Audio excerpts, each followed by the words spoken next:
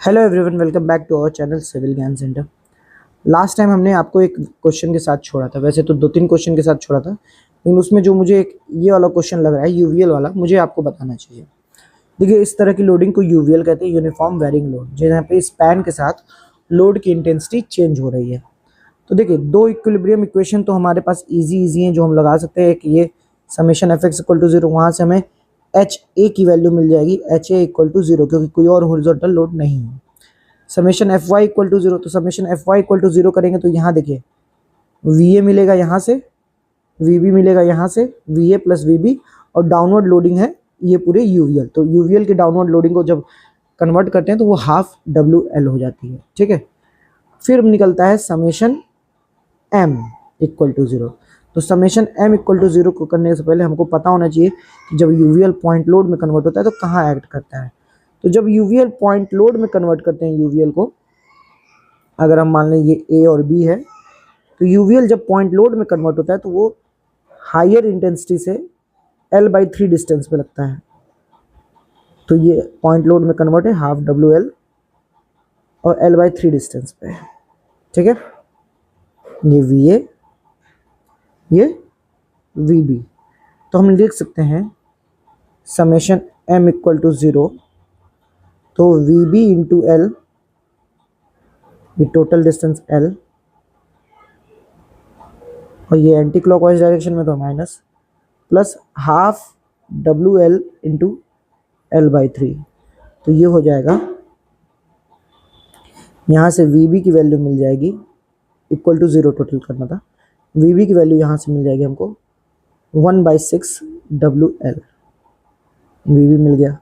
हमको पता है v a plus v b equal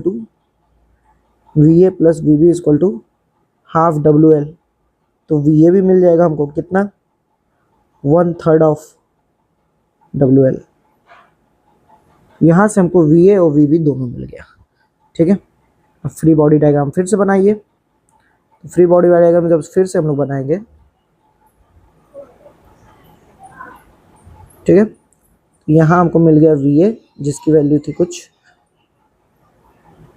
1/3 W L, we B 1/6 W L, और इंटेंसिटी लोडिंग की, ठीक है, डब्ल्यू। अब इसका shear force diagram, bending moment diagram है। चलिए इस क्वेश्चन को मैं राइट हैंड साइड से करता हूँ। राइट हैंड साइड करेंगे तो सेक्शन जो है हमारा कुछ इस प्रकार, एक्स डिस्टेंस पे राइट हैंड साइड से, ये जो है वो डब्ल्यू डैश होगा क्योंकि वैरिंग लोड है, तो यहाँ की इंटेंसिटी डब्ल्यू डैश की वैल्यू निकालें तो सिमिलरिटी ट्रायंगल से निकल जाएगा कि W dash by x equal to W by L, तो W dash equal to W x by L, इसकी वैल्यू आ गई। ठीक है, तो यहाँ पे shear force at this section S x equal to कितना हो जाएगा।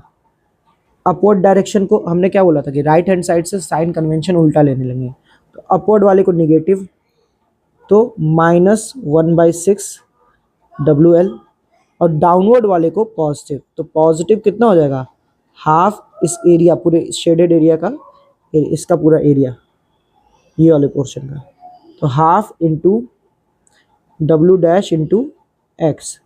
तो वैल्यू जब रखेंगे तो ये आ जाएगा s x equal to half into डब्ल्यू एक्स स्क्वायर बाई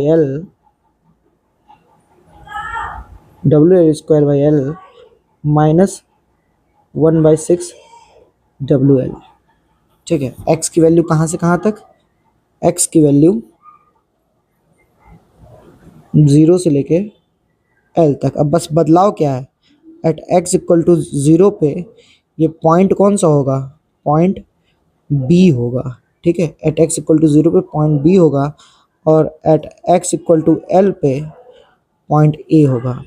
ठीक है, तो एट एक्स इक्वल टू 0 पे शियर फोर्स हो गया minus W L, 1/6 W L, क्योंकि ये टर्म 0 हो जाएगा एक्स इक्वल टू 0 पे।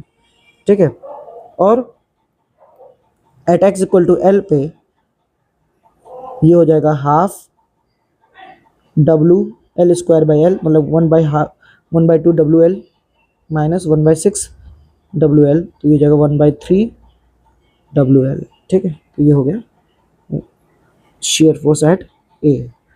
और इसकी इक्वेशन क्या है वैरी करने की, तो उसके लिए मैंने कहा था कि x की पावर देखें, हाईएस्ट पावर, तो x की हाईएस्ट पावर 2 है, मतलब ये पैराबोलिकली 2 डिग्री कर्व बनेगा। ठीक है, तो यहाँ पे अगर मैं यहीं पे शेयर फोर्स डायग्राम बना दूँ, शेयर फोर्स डायग्राम, ठीक है, तो ये ए पॉइंट था, ये बी पॉइंट था। बी पॉइंट पे हमको मिला है कितना, बी पॉइंट पे मिला है माइनस का 1/6 डब्लू एल। ठीक है, बी पॉइंट पे मिला है। ठीक है, और ए पॉइंट पे प्लस का 1/3 डब्लू एल मिला है। ये दोनों जुड़ किससे रहे हैं, 2 डिग्री कर्व से जुड़ रहे हैं, वो x की पावर से हमको पता चला। तो ये दोनों जुड़ेंगे 2 डिग्री कर्व से, ये कुछ ऐसे जुड़ेगा। ठीक, ये दोनों जुड़ रहे हैं 2 डिग्री कर्व से। तो ये हो गया SFD, share force diagram for this condition. मतलब हमको यहाँ पे देख के एक चीज़ पता चल सकती है कि B से किसी एक पॉइंट पे शेयर फोर्स 0 भी मिल रहा है हमको, वो चाहे तो हम लोग निकाल सकते हैं। इस शेयर फोर्स की इक्वेशन को 0 से इक्वेट कर दें, ऐसे इक्वल टू 0। इसकी इक्वेशन क्या आती है, half W x square by l minus 1/6 डब्लू एल। इसको इक्वेट कर दें, एक्स की वैल्यू आ जाएगी। वो आप करके दीजिएगा और मुझे कमेंट में एक्स की वैल्यू बताइएगा जिस पे शेयर फोर्स 0 हो रहा है। ठीक है, अब आती है बात बेंडिंग मोमेंट डायग्राम की। अगर आपको मेरी स्पीड तेज लग रही है तो प्लीज़ वो भी बताइएगा कि कमेंट में, सर स्पीड तेज है, आप थोड़ा धीमे करो। ठीक है, बेंडिंग मोमेंट डायग्राम के लिए अगेन मैं बीम बना रहा हूँ, या मैं यहीं से कॉपी कर लेता हूँ। वेट अ मिनट, क्यों एक्स्ट्रा मेहनत की जाए, कॉपी। ठीक है,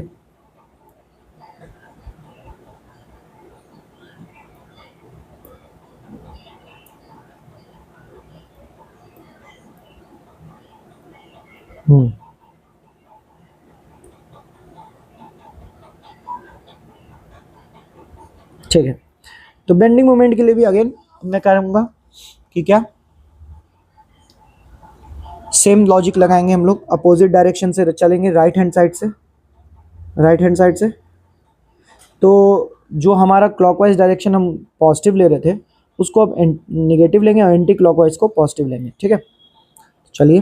तो बेंडिंग मोमेंट एट एक्स क्या होगा, सबसे पहले वी बी की वजह से, तो वी बी की वैल्यू क्या है, 1/6 W l into x distance.